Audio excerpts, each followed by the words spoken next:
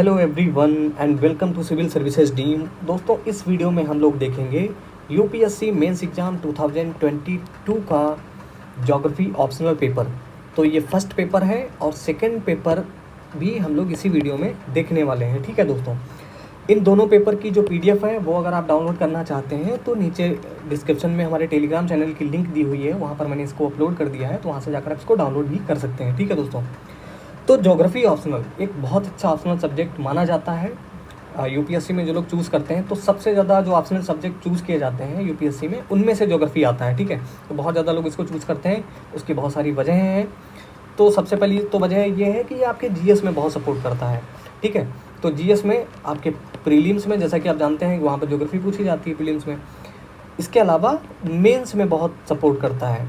तो मेंस में कहाँ मेंस में आपको जीएस के फर्स्ट पेपर में तो ज्योग्राफी पूछी ही जाती है। इसके अलावा जीएस के थर्ड पेपर में भी आपको सपोर्ट करता है। कुछ टॉपिक्स हैं जैसे कि डिजास्टर मैनेजमेंट आपको थर्ड पेपर में पढ़ना होता है, वहाँ सपोर्ट करता है। एनवायरनमेंट के टॉपिक्स के लिए सपोर्ट करता है। क्रॉपिंग पैटर्न्स वगैरह पढ़ना होता है, वहाँ पे सपोर्ट करता है। तो जीएस के फर्स्ट और थर्ड पेपर में भी सपोर्ट करता है, तो इसलिए काफ़ी लोग इसको ऑप्ट करते हैं। ठीक है, दूसरा इसका रीज़न एक बहुत बड़ा है कि ये साइंटिफिक नेचर का है। अगर इसमें रटने जैसा कुछ बहुत ज़्यादा नहीं है आपको, ठीक है, ये साइंटिफिक नेचर का है, तो उसकी वजह से क्या होगा कि कॉन्सेप्ट अगर आपके क्लियर होते चले गए तो आप चीज़ों को बड़ी आसानी से लिख सकते हो। कॉन्सेप्ट क्लियर हो गए तो रटने जैसा कुछ है नहीं। ठीक है, तो इस वजह से काफ़ी लोग इसको चूज़ कर लेते हैं। ठीक है, तो और करंट अफेयर से अपडेट करते हुए आपको इसको पढ़ना चाहिए। एक जो है इसमें जो हिंदी माध्यम को लेकर थोड़ा सा डाउट है, वो पिछले 2-3 वर्षों में ऐसा देखा गया है कि हिंदी माध्यम में बहुत ज़्यादा नंबर नहीं देखे गए हैं। ठीक है, तो आप थोड़ा इसके बारे में रिसर्च कर लें। अगर आपका माध्यम हिंदी है तो इंग्लिश में तो कोई प्रॉब्लम नहीं है, अगर आप लेना चाहते हो तो बिल्कुल ले लीजिए अगर आपको ज्योग्राफी समझ में आती है। लेकिन अल्टीमेटली आपको नंबर ही लेने हैं, सबसे ज़्यादा मतलब मार्क्स गेन करने हैं। ठीक है, तो उस हिसाब से आपको सोचना चाहिए। तो हिंदी माध्यम में थोड़ा सा आप पता कर लीजिए कि कैसे मार्क्स मिल रहे हैं, उसके एक दो साल पहले तक का आप पता कर लें, तब आप इसको चूज़ करें हिंदी मीडियम के लिए। ठीक है दोस्तों, बाकी बहुत अच्छा सब्जेक्ट है हिंदी माध्यम में। बस अगर कंटेंट आपको अच्छा मिल जाता है तो सही है। होता क्या है कि लोगों को कंटेंट हिंदी माध्यम में उतना मिल नहीं पाता, उतना अपडेटेड, तो इस वजह से शायद मार्क्स मतलब 250 के ऊपर नहीं देखने को ज़्यादातर कहीं मिल पाते हैं। अदरवाइज़ तो अच्छा सब्जेक्ट है ये। ठीक है, तो चलिए देखते हैं। ये फर्स्ट पेपर है। फर्स्ट पेपर में आपको पढ़ना है फिजिकल ज्योग्राफी, ठीक है, प्लस ह्यूमन ज्योग्राफी, भौतिक भूगोल और मानव भूगोल आपको फर्स्ट पेपर में पढ़ना है। सेकंड पेपर में आपको इंडियन ज्योग्राफी पढ़नी है। ठीक है, तो ये भी 3 घंटे का पेपर होगा। दोनों पेपर 3-3 घंटे होंगे, 250-250 नंबर के। जो फर्स्ट पेपर है, जैसा कि सारे ऑप्शनल पेपर में होता है, 2 सेक्शन में दिया गया है। इसमें टोटल 8 क्वेश्चन दिए गए हैं। 8 में से आपको 5 क्वेश्चन के आंसर लिखने हैं। ठीक है, तो सेक्शन ए में 1 2 3 4 4 क्वेश्चन दिए गए हैं। सेक्शन बी में 4 क्वेश्चन दिए गए हैं, 5 6 7 8। ठीक है, तो यहाँ ये बताया गया है कि आप जो क्वेश्चन नंबर 1 कंपलसरी है और क्वेश्चन नंबर 5 कंपलसरी है, यानी हर एक सेक्शन का जो पहला क्वेश्चन है वो कंपलसरी है। इसके अलावा 3 और आपको करने हैं। ठीक है, हर एक सेक्शन से कम एक और चूज़ करते हुए। ठीक है, तो चलिए देखते हैं। तो ये सेक्शन ए है जिसका कि पहला क्वेश्चन कंपलसरी है। सारे क्वेश्चन 50-50 नंबर के हैं। ठीक है, तो मतलब 5 क्वेश्चन करने हैं, 250 नंबर का पेपर है, 50-50 नंबर के हर एक क्वेश्चन है। तो ये सब सेक्शन में दिया गया है ABCDE करके। पहला क्वेश्चन 150 शब्दों में आपको हर एक का आंसर लिखना है। और जैसा कि मैंने बताया आपको, फर्स्ट पेपर में फिजिकल ज्योग्राफी पूछी जाती है और ह्यूमन ज्योग्राफी पूछी जाती है, यानी भौतिक भूगोल और मानव भूगोल पूछा जाता है। तो इसमें पूछा गया है स्पेलियोथेम को परिभाषित कीजिए, स्पेलियोथेम्स के विभिन्न रूपों एवं लक्षणों की चर्चा कीजिए। ठीक है, तो ये पूछा गया 10 नंबर का। फिर है यहाँ पे, फिर है कि उच्च ऊंचाई पर्यावरणीय खतरे क्या हैं, मतलब अल्टीट्यूड इन्वायरमेंटल हैजर्ड्स क्या हैं, उचित उदाहरणों द्वारा वर्णन कीजिए। ठीक है, तो माध्यम को लेकर आप यहाँ पे देख लेंगे, थोड़ा सा होता है। आप इंग्लिश मीडियम, मतलब इसका इंग्लिश ट्रांसलेशन भी, अगर आपका मीडियम हिंदी ही है तब भी आप जो है इसका इंग्लिश ट्रांसलेशन ज़रूर देख लिया करें। फिर पूछा गया प्रदूषण गुंबद क्या है, पॉल्यूशन डोम होता क्या है। ठीक है, ये बताना है आपको। इसके निर्माण एवं प्रभावों की चर्चा कीजिए, इस पर बताना है। फिर पूछा गया है कि जब प्रवाल तनाव से प्रभावित होते हैं तो तनाव के कारण पूर्ण रूप से श्वेत हो जाते हैं। इस घटना के कारणों की व्याख्या कीजिए। ठीक है, तो ये 10 नंबर में पूछा गया है। फिर पूछा गया है पूर्ण रूप से विकसित मृदा में आमतौर पर मृदा परिच्छेदिका के विभिन्न स्तर स्पष्ट प्रदर्शित होते हैं, विस्तृत वर्णन कीजिए। ठीक है, तो ये पहला क्वेश्चन था 50 नंबर का। इसके बाद है क्वेश्चन नंबर 2, पूछा गया भूमि उपयोग एवं भू आवरण में अनुक्रमिक परिवर्तनों ने वैश्विक एवं प्रादेशिक पारिस्थितिक में परिवर्तन एवं असंतुलन उत्पन्न किया है, स्पष्ट कीजिए। ठीक है, तो ये 20 नंबर का है। इसके बाद है कि सरिता आकारिकी के विविध पहलुओं का ज्ञान किस प्रकार परिवहन, बस्ती एवं भू उपयोग नियोजनों तथा बाढ़ नियंत्रण एवं बाढ़ प्रबंधन में उपयोग किया जाता है, वर्णन कीजिए। ठीक है, तो ये 15 नंबर का है। इसमें मतलब पहला वाला 20 नंबर का है, फिर 15 नंबर के हैं। ठीक है, तो 50 नंबर इस तरीके से बना हुआ है क्वेश्चन, ये 50 नंबर का पूरा करोगे तो 50 नंबर का। ठीक है, अगला है कि महासागरीय धाराओं एवं वैश्विक धरातलीय पवन तंत्रों में क्या अंतः संबंध है। ठीक है, तो ये पूछा गया है। फिर है उदाहरणों द्वारा वर्णन कीजिए कि किस प्रकार उत्तरी गोलार्ध के जलधारा घूर्णन दक्षिणी गोलार्ध के जलधारा घूर्णन से पृथक है, मतलब अलग है, तो ये आपको बताना है। फिर है क्वेश्चन, पादप एवं जंतु जो एक विशिष्ट पारिस्थितिक तंत्र में रहते हैं, वे अपने को उस प्राकृतिक वास एवं पर्यावरणीय दशाओं से समाकुलन करने में सफल हो चुके हैं, उचित उदाहरणों द्वारा स्पष्ट कीजिए। तो ये आपको बताना है इसमें, ये भी 20 नंबर का है। इसके बाद पूछा गया उचित उदाहरणों द्वारा, देखो एग्जाम्पल्स खूब पूछे गए हैं, एग्जाम्पल्स आपको बताने हैं इसमें, द्वारा वायु राशियों के गतिमान होने पर महाद्वीपों के विभिन्न भागों में मौसम एवं पवनों पर पड़ने वाले प्रभावों का वर्णन कीजिए। ठीक है, तो ये फिजिकल ज्योग्राफी का है भैया, तो वही सब पूछा जा रहा है। भूदृश्य विकास में ढाल, ऊंचाई एवं उच्चावच की भूमिका की चर्चा कीजिए। ठीक है, तो फिर पूछा गया सागर सतह के तापमान में वृद्धि का गंभीर परिणाम होता है, इससे संबंधित विश्व में संभाव्य परिवर्तनों एवं खतरों का विस्तृत वर्णन कीजिए, यानी संभावित खतरे क्या होंगे वो बताना है आपको। ठीक है, 20 नंबर का है। इसके बाद है कि तापमान में अल्पकालिक परिवर्तनों का संबंध किस प्रकार पृथ्वी के धरातल एवं वायुमंडल के सौरिक ऊर्जा प्राप्ति एवं व्यय तंत्र से संबंधित है, वर्णन कीजिए। ठीक है, तो फिर इसका चौथे का सी है, उचित आरेखों की सहायता से पर्वत निर्माण एवं पर्वत के प्रकारों का वर्णन कीजिए। विश्व के विविध पर्वत तंत्रों से उदाहरण प्रस्तुत कीजिए। ठीक है, तो 4 के चारों नहीं करने हैं, मतलब इसमें आप छोड़ भी सकते हो अगर मान लो कोई आपको टफ लग रहा है तो, लेकिन पूरा छोड़ना होगा। ठीक है, सेक्शन बी का जो पहला क्वेश्चन है, यानी 5वां क्वेश्चन है, ये कंपलसरी है, 150 शब्दों में आपको लिखना है हर एक क्वेश्चन। भाषाओं पर वैश्वीकरण के प्रभावों का विश्लेषण कीजिए। ठीक है, पूछा गया है analyse the effects of globalisation on languages.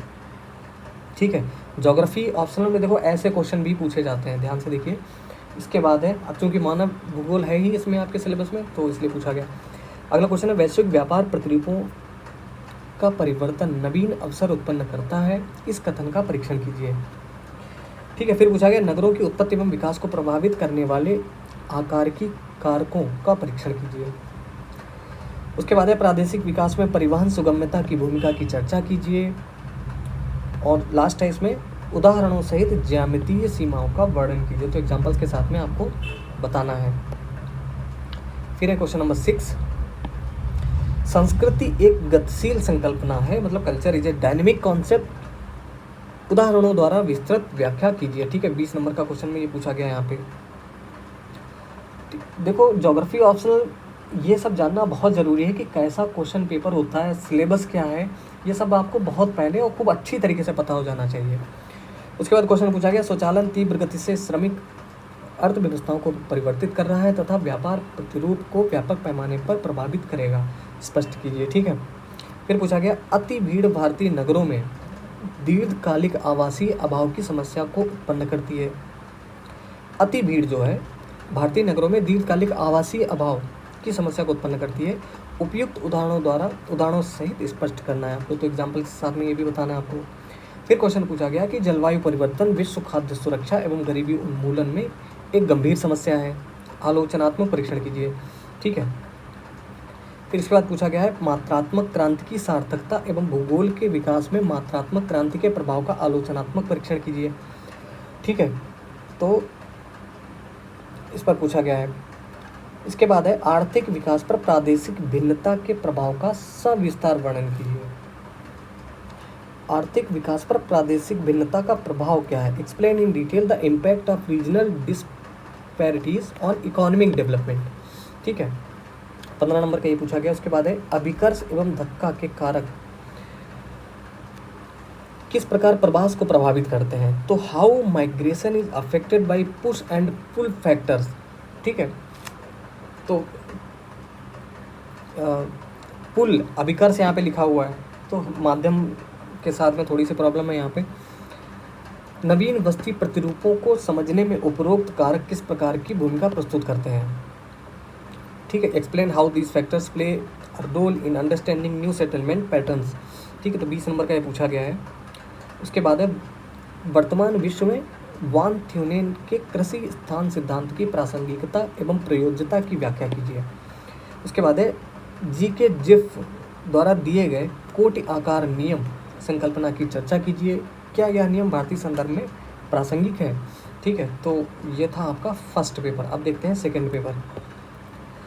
तो सेकंड पेपर है ये वैसा ही बाकी 3 घंटे का होगा, ये भी 250 नंबर का है और ये भी सेक्शन ए और बी में दिया गया है। पहला और 5वां कंपलसरी है। ठीक है, टोटल 5 क्वेश्चन करने हैं, 8 क्वेश्चन दिए गए हैं। तो सेक्शन ए है, इसमें क्वेश्चन नंबर 1 जो कि कंपलसरी है।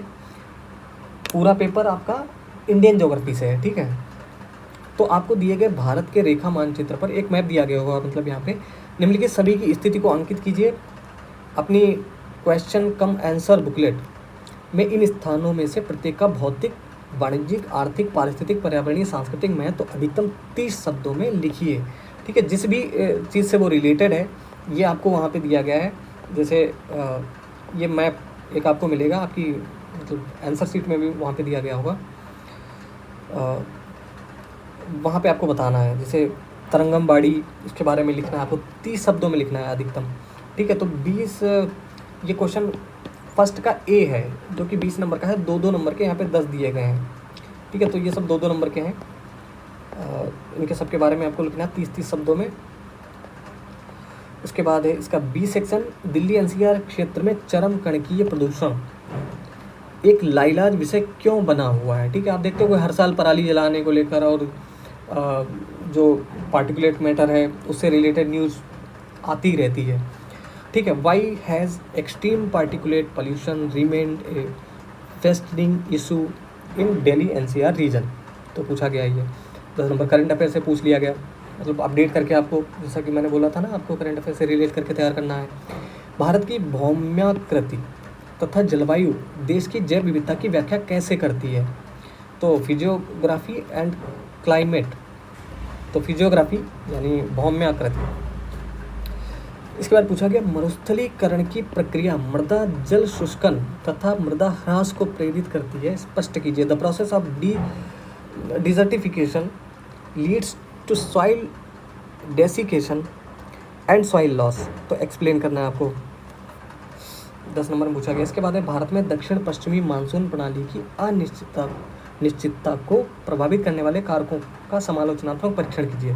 ठीक है, ये 20 नंबर का है।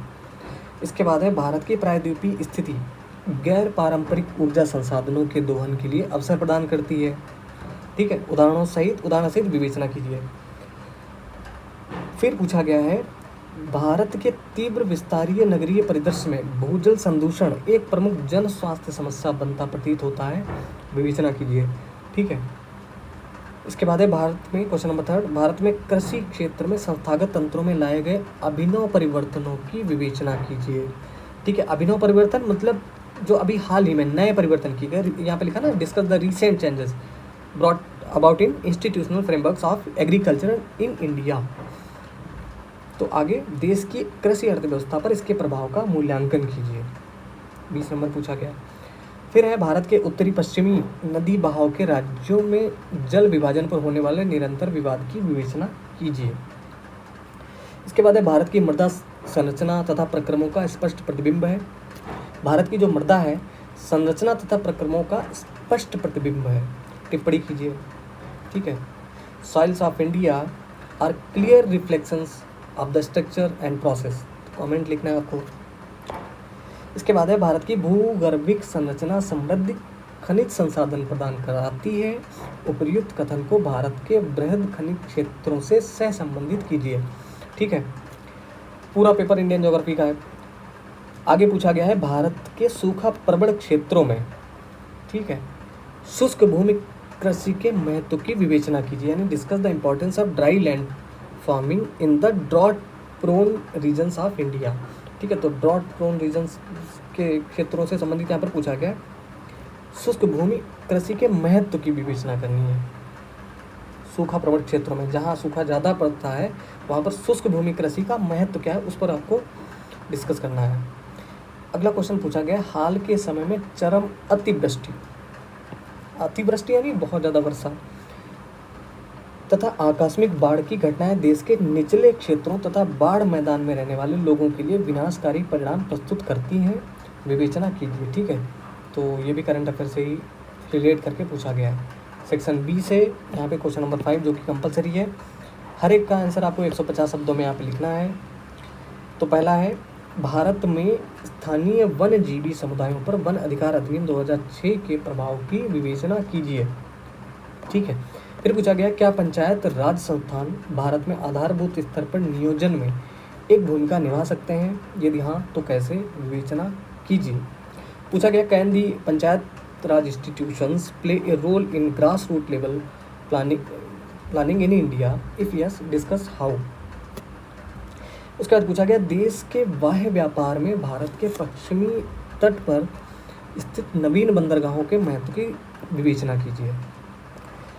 फिर है, भारत के अनेक राज्यों में प्रतिस्थापन स्तर से नीचे के कुल प्रजनन दर में पतन भविष्य में कैसे देश की जनसंख्या संरचना को प्रभावित कर सकता है, TFR यानी टोटल फर्टिलिटी रेट। तो पूछा गया, भारत के अनेक राज्यों में प्रतिस्थापन, ठीक है, how would decline in total fertility rate below the replacement level in many states of India affect the future population structure of the country, ये पूछा गया आपसे।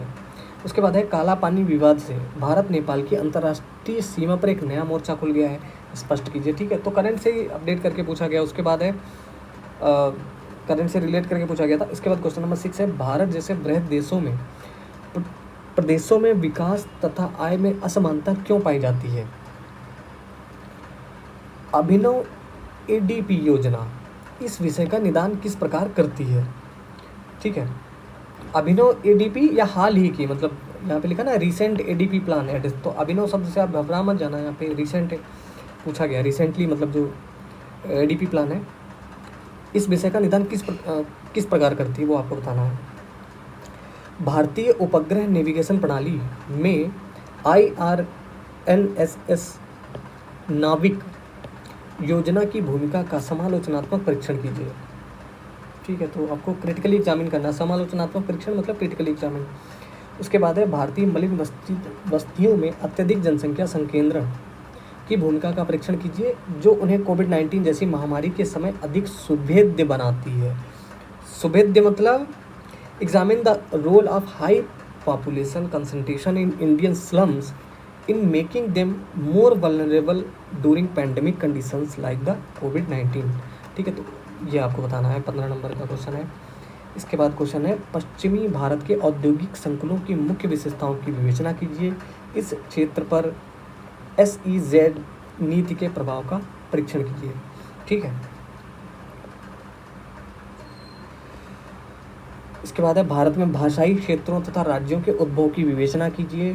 15 नंबर का क्वेश्चन पूछा गया है, भारत में मतलब भाषाई क्षेत्रों तथा राज्यों के उद्भव, discuss the emergence of linguistic regions and states in India. ठीक है, तो आप सोच सकते हैं कि ज्योग्राफी में भी ऐसे क्वेश्चन पूछे जाते हैं।